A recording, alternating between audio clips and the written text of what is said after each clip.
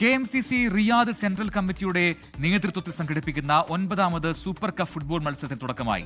Riyadh ദുറാത്ത് അൽ മലാബ് സ്റ്റേഡിയത്തിൽ നടന്ന മത്സരം കാണാനായി ആയിരക്കണക്കിന് പേർ ഒഴുകിയെത്തി.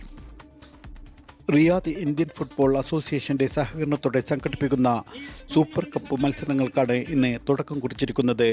ടൂർണമെന്റിന്റെ ഉദ്ഘാടനം grand hyper CEO Sanil Wasim, Mushtaq Muhammad Ali എന്നിവർ ചേർന്ന് നിർവഹിച്ചു.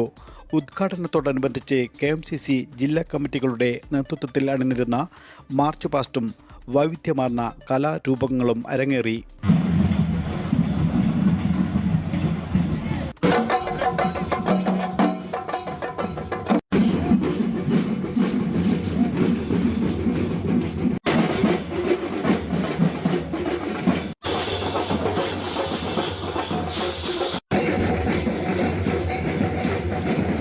എത്രയും പെട്ടെന്ന് ബാനറിന് പിറകിൽ അണിനിരക്കണമെന്ന് അഭ്യർത്ഥിക്കുകയാണ്.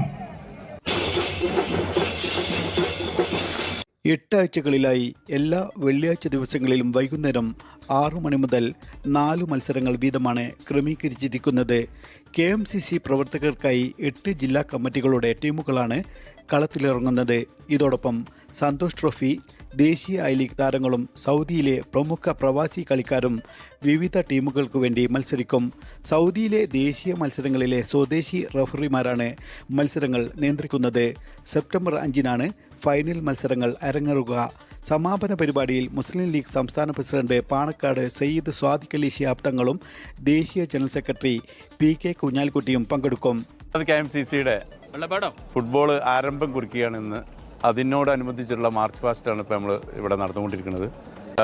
സെപ്റ്റംബർ 5-ാം തീയതിയാണ് സമാപനം.